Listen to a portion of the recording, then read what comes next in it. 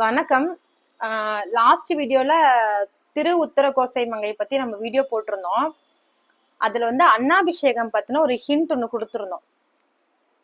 எல்லாரும் எனக்கு டிஎம் பண்ணி அக்கா அதோட டீட்டெயில்ஸ் சொல்லுங்க அப்படின்னு சொல்லி கேட்டிருந்தாங்க. ஸோ அதுக்காக தான் இந்த வீடியோக்குள்ள போறதுக்கு முன்னாடி ஒரு சின்ன ஸ்டோரி சொல்றேன். நந்தி தேவர் இருக்காரு இல்லையா, நந்தி பகவான், அவரு ஒரு முறை சிவபெருமான் கிட்ட போய், சுவாமி இந்த உலகத்திலேயே உங்களுக்கு முதல்ல யார பிடிக்கும் அப்படின்னு கேட்டிருக்காரு. அப்ப சுவாமிகள் சொல்லியிருக்காங்க, நீயே சொல்லு, நீ என் கூடயே தானே இருக்க, நீயே சொல்லு அப்படின்னு சொல்லிட்டாரு. இப்ப எப்பவுமே இந்த கணவர்கள் குடும்ப தலைவர்கள் அப்படின்னா முதல்ல அவங்க ஒய்ஃபை தான் பிடிக்கும் இல்லையா. அந்த ஒரு கால்குலேஷன்ல நந்தி பகவான் என்ன சொன்னாரு, உங்களுக்கு பார்வதி தேவி தானே முதல்ல பிடிக்கும் அப்படின்னு கேட்டிருக்காரு. அப்ப சிவபெருமான் கிடையாது அப்படின்னு சொல்லிட்டாரு. சோ அடுத்து என்ன, குழந்தைகள். விநாயகர் பெருமானையும் முருகரையும் தானே உங்களுக்கு பிடிக்கும் அப்படின்னு கேட்டிருக்காரு. அப்ப சிவபெருமான் அதுக்கும் இல்லைன்னு சொல்லிட்டாரு. ஒருவேளை அவரோட வாகனமான நம்மளே பிடிக்குமோ அப்படின்னு நினைச்சிட்டு, உங்களுக்கு என்னதானே பிடிக்கும் முதல்ல அப்படின்னு சொல்லியிருக்காரு. அப்ப சிவபெருமான் அதுக்கும் இல்லைன்னு சொல்லிட்டாரு. அப்புறம் கைலாசத்துல இருக்கிற எல்லா ஜீவராசிகளும், தேவர்கள், முனிவர்கள் எல்லா பேரையுமே சொல்லிட்டாரு. ஆனா சிவபெருமான் இல்ல இல்ல இல்லங்க, அவரோட பதில் இல்ல மட்டும்தான். அப்போ ஒரு ஸ்டேஜுக்கு மேல நந்தி தேவருக்கு பயங்கர டென்ஷன் ஆயிடுச்சு. அவர் சிவபெருமான் கிட்ட போய், சுவாமி எனக்கு பயங்கரமா டென்ஷன் ஆயிடுச்சு, ப்ரெஷர் ஏறுது, எனக்கு தயவு செஞ்சு நீங்களே சொல்லிடுங்க அப்படின்னு சொல்லி போய் நின்னுட்டாரு. இப்ப சிவபெருமான் சொல்றாரு, என்ன ஒரு கஷ்டமான சூழ்நிலைகளிலும், எவ்வளோ கஷ்டப்பட்டாலும், கையில எதுவுமே இல்லைனாலும், நீ மட்டும்தான் இறைவா அப்படின்னு மனசுல நல்லதை மட்டுமே நினைச்சு, கஷ்டப்பட்ட காலத்திலயும் மத்தவங்களுக்கு உதவி செய்யணும்னு நினைக்கிற மனசோட, மத்தவங்களுக்கு கெட்டது நினைக்காத மனசோட, நல்ல எண்ணங்களோட என்ன தேடி வர பக்தர்களை மட்டும்தான் எனக்கு முதல்ல பிடிக்கும் அப்படின்னு சொல்லி சிவபெருமான் சொல்லியிருக்காரு. நந்தி தேவருக்கு பயங்கர சந்தோஷம். அப்படிப்பட்ட சிவபெருமானோட உலகத்தோட முதல் திருக்கோயிலான திரு உத்தரகோச மங்கைக்கு போய் அவரோட அருளை வாங்காம விட்டுறாதீங்க, சரியா? சரி, இப்ப வீடியோக்குள்ள போலாமா? திரு உத்தரகோசை மங்கை ராமநாதபுரம் மாவட்டத்துல இருக்கு. அதை பத்தின ஒரு சில டீட்டெயில்ஸ்லாம் நான் ஆல்ரெடி வீடியோல கொடுத்துருக்கேன். என்னோட யூடியூப் சேனல்ல ஃபுல் டீட்டெயில்ஸ் அப்லோட் பண்ணிருக்கேன், கண்டிப்பா போய் செக் பண்ணி பாருங்க. திரு உத்தரகோசை மங்கையில மரகத லிங்கம் பார்க்க போற இடத்துல சைட்ல ஒரு கியூ இருக்கும், சின்ன ஒரு கம்பி போட்டு கியூ இருக்கும். அங்கதான் டிக்கெட் கொடுப்பாங்க. சரியா 12:30 மணிக்கு டிக்கெட் தருவாங்க. 60 பேத்துக்கு மட்டும்தான் டிக்கெட் கொடுப்பாங்க. என்ன காரணம் அப்படின்னா, அந்த அபிஷேகம் பண்ற இடத்துல 60 பேர் தான் உட்கார முடியும். சோ அதனால 60 பேத்துக்கு தான் தராங்க.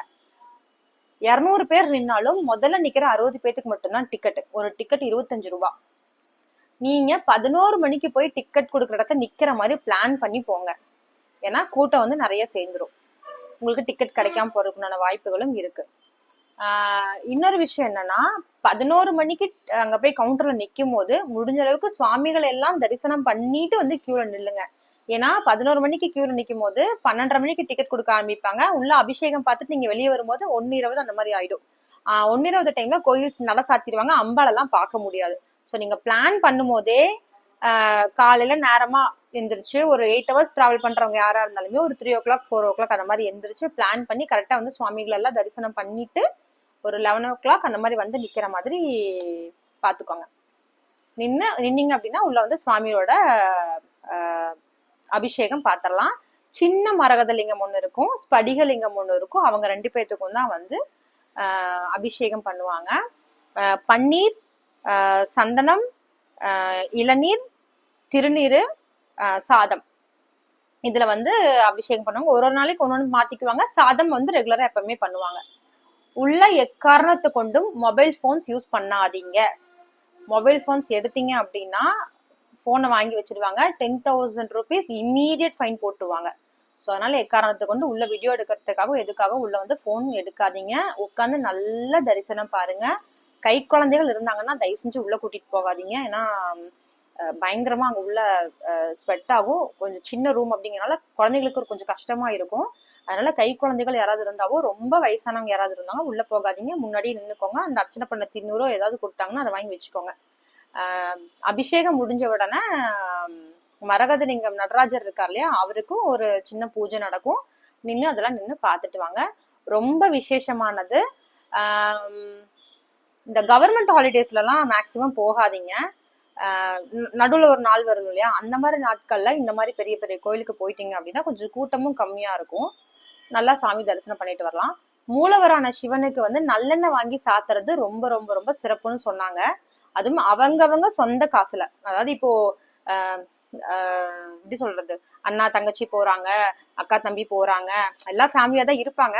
பட் அவங்கவங்களோட சொந்த உழைப்புல வாங்கின காசுல நல்லெண்ணெய் வாங்கி கடவுளுக்கு சாத்துறது ரொம்ப ரொம்ப சிறப்புன்னு சொல்றாங்க. ஸோ மறக்காம அங்க போகும்போது அங்கேயே முன்னாடி கடைகள்லாம் இருக்கு, அதனால நீங்க அங்கேயே நல்லெண்ணெய் வாங்கி சாத்தினாலும் ஓகே, இல்ல வந்து நீங்க போகும்போதே வந்து ஒரு 1/2 லிட்டர் 1 லிட்டர் நல்லெண்ணெய் வாங்கிட்டு போனீங்கனாலும் சரி.